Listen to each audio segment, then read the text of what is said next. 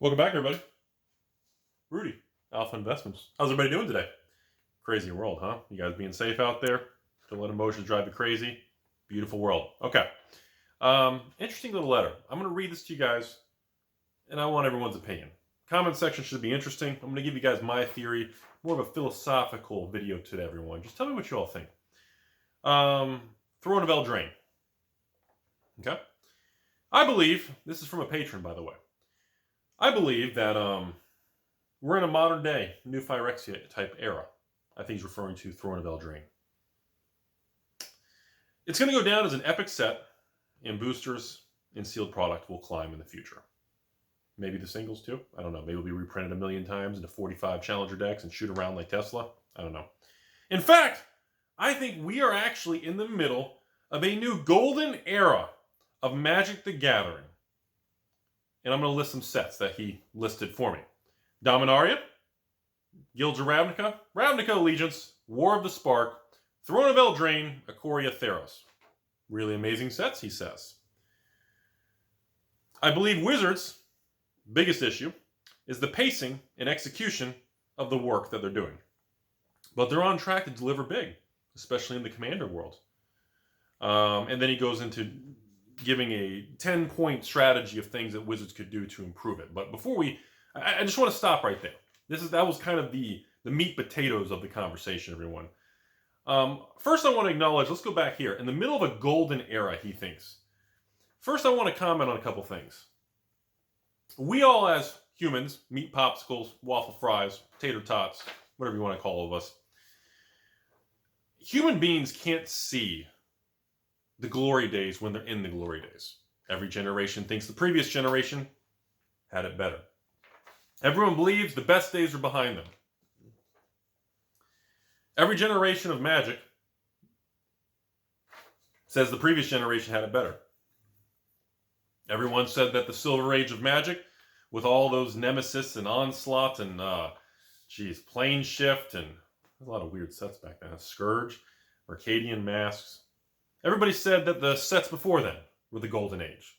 The Urzas, the Stronghold, the Exodus, the Weatherlights, the Tempest. Then the Four Horsemen, Legends, Antiquities, Arabian Nights, and the Dark. Every generation says, or every generation of products says the previous generation had it easy. And everything now, the easy money's made, it's over with.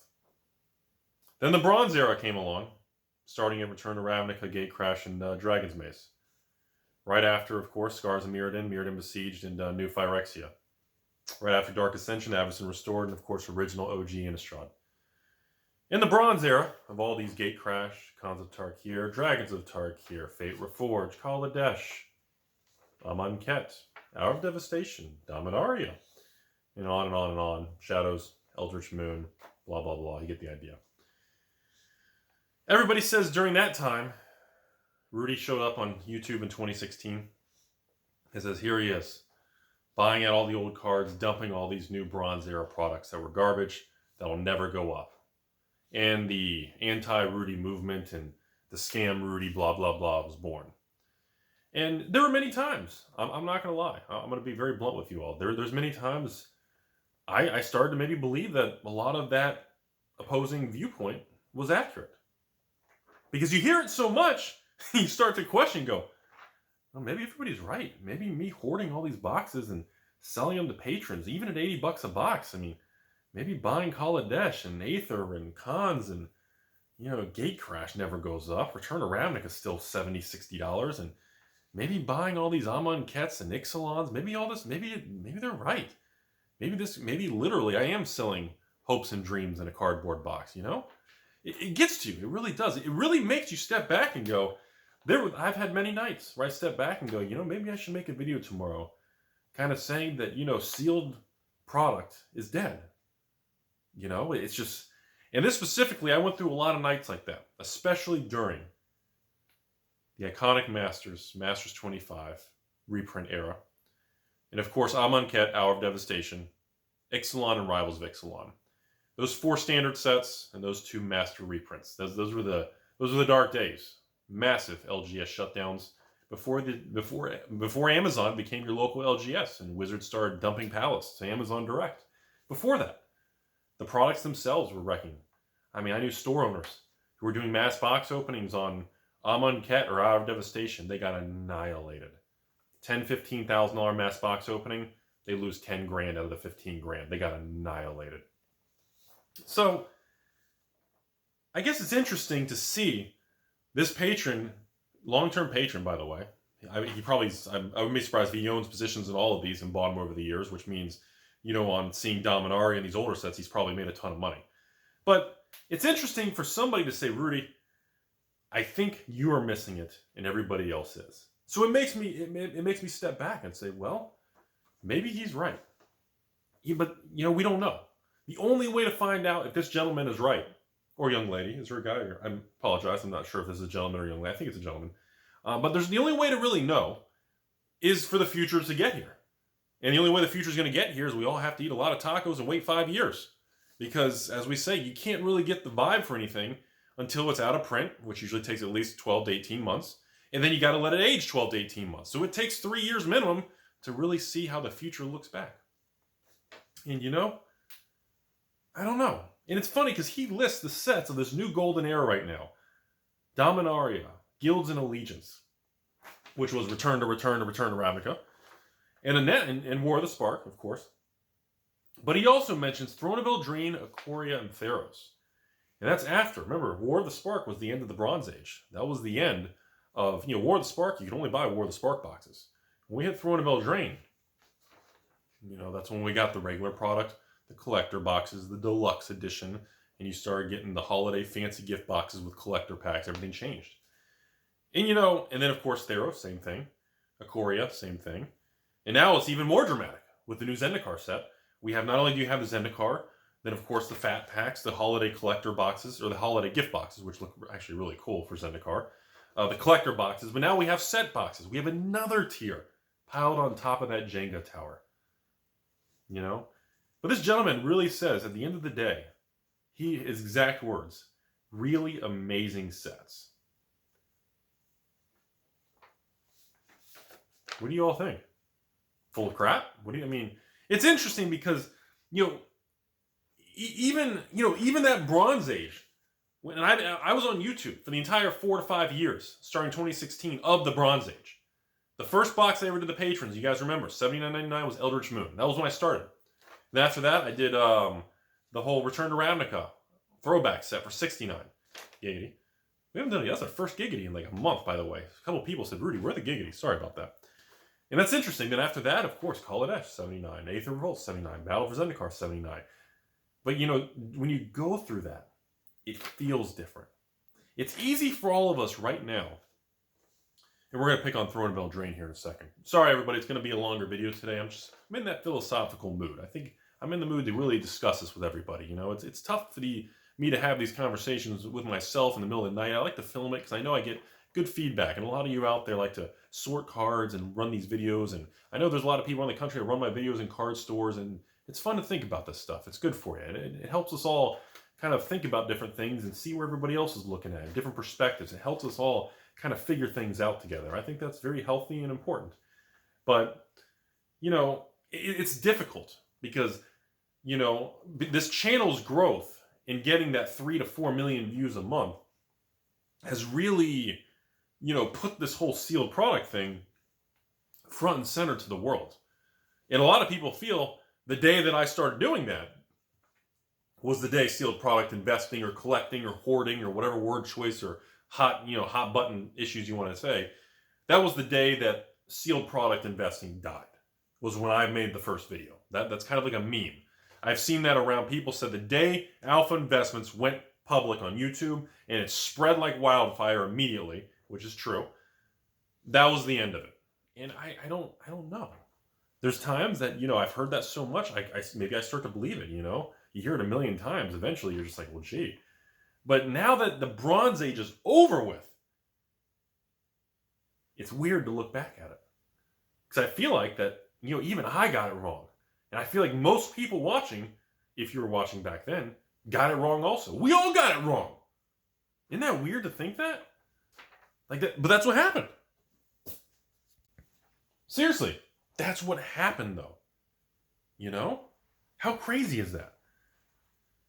Because, you know, even when I was making all those videos and talking to everybody about all these sets, you know what's funny? Of all the sets, you know one of the most popular sets that people ridiculed me for? Battle Bond. Because I used to bash Battle Bond all the time. And same thing with Conspiracy. Those were, for some reason, Battle Bond. I think because I made fun of the name a lot. And that was on me. Because I made fun of just the name of the set. I thought the name was just so plain Jane. It should have been a better name. Something very creative. You know, Kaladesh, the Ixalan. Very creative words that give it a little flair. But I thought Battle Bond was just such a cop-out, blah, weak word, you know? Anyways, but I think it's interesting because now that we're in this moment, you know, and I know I've already lost most of the viewers past this late in the video. We're past 10, 15 minutes. But I want to touch, because he specifically says in this message here, that Throne of Eldraine is a modern day new Phyrexia. I want to focus on that. Throne of Eldraine is the new modern day, really underappreciated thing. So let's talk about that for a second, everybody. First of all, I have a lot of bias. I love Throne of Eldraine. If I had to pick Throne, Ikoria, Theros, all the way to the new core sets, to the new return to Zendikar Rising, I have to admit, I know most people pick Ikoria because the Godzilla, the comic book arc, the Triomes. I mean, dude, it's open an Ikoria collector's pack or box. It's flipping amazing. Can't downplay that. But Throne of Eldraine reminds me of that Morningtide Lorwyn era. And we are on the verge. The Throne of Eldraine is going out of print next. It's the next one to get the axe. I don't know if it's going to be next month, 3 months, or 6 months. I have no idea when it's going to happen. Sometimes it cut sets off early, like Dominaria. Other times it goes on for extended periods of time. You can't predict. Wizards is going to do what Wizards is going to do. But Throne of Eldraine, you know, I've made my position. I've been accumulating Throne of Eldraine collector master blister cases for myself. I've been accumulating to make sure I have positioned the regular booster boxes, the draft boxes. And, you know, the only way we're going to know if Throne of Eldraine is the next amazing look-back set is we have to wait.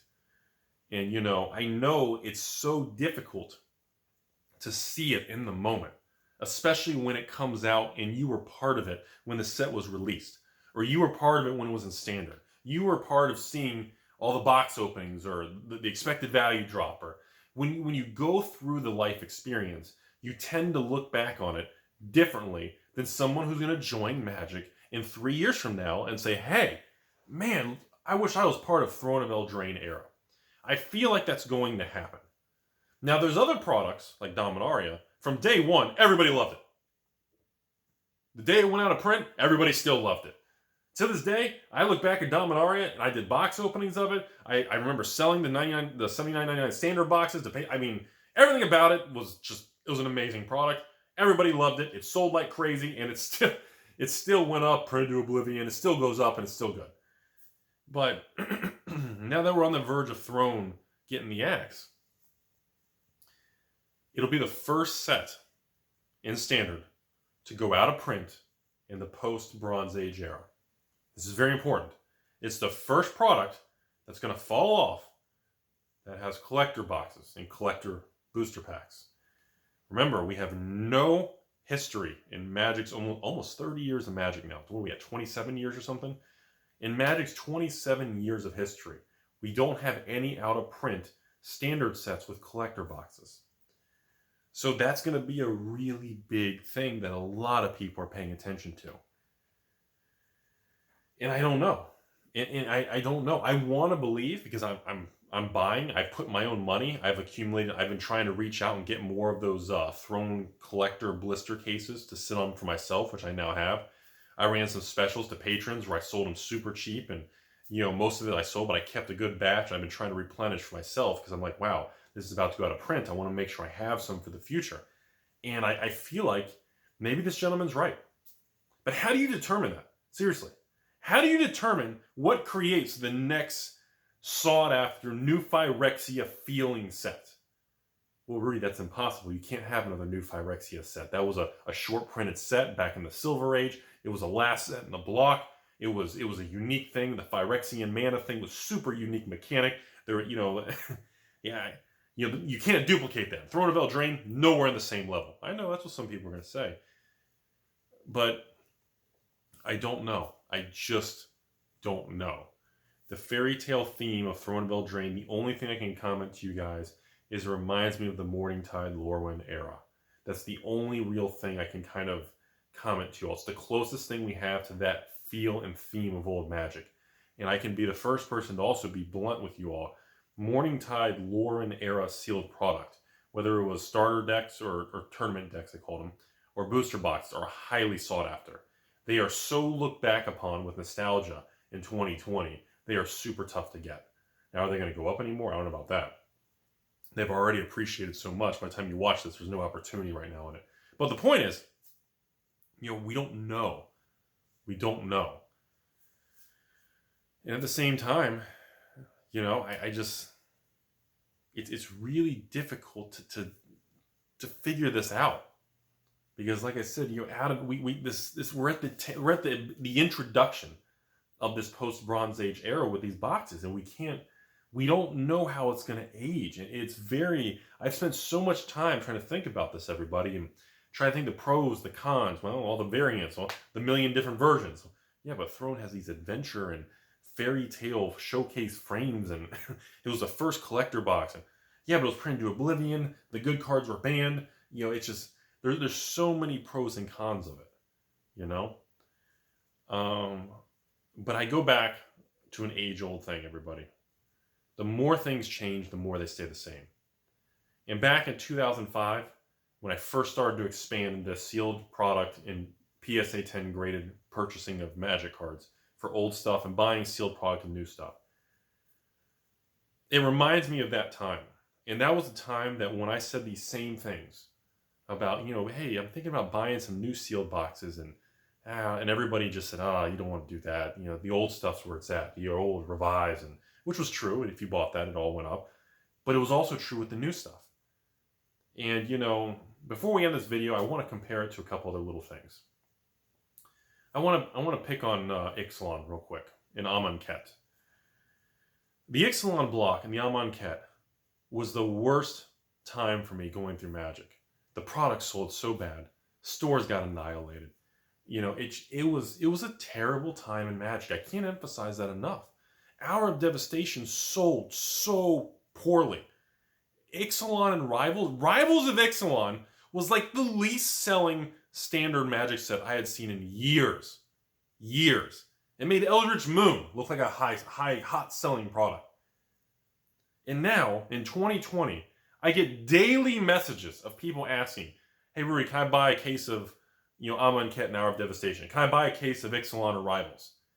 And because people know, I actually, once I saw it start happening, I went back and had to buy all of them, and I bought a position in those products, not at $79.99 a box. I paid like $95 a box.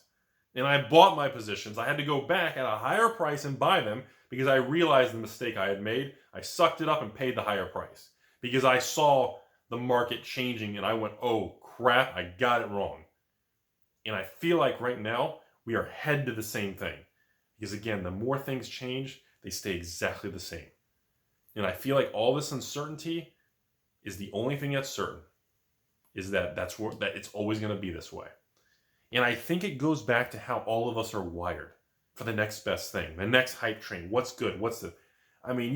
60 days ago, if I even had one case of Zendikar collectors or Zendikar set boxes, people would lose their mind. And now nobody cares. It's about Commander Legends. So, I'm going to end the video there. Been rambling long enough. I guess the thing is just, the more things change, the more they stay the same. And I'm very interested to see what happens with Throne of Eldraine. And is this gentleman right? Is this guy right? Are we really in the middle of something and none of us can see it? Just like exactly what's happened in the last 10 years of Magic, all the way back to 2011 when Return to Ravnica started with the print to demand or reprint based on their build levels. I don't know. I don't know, everybody.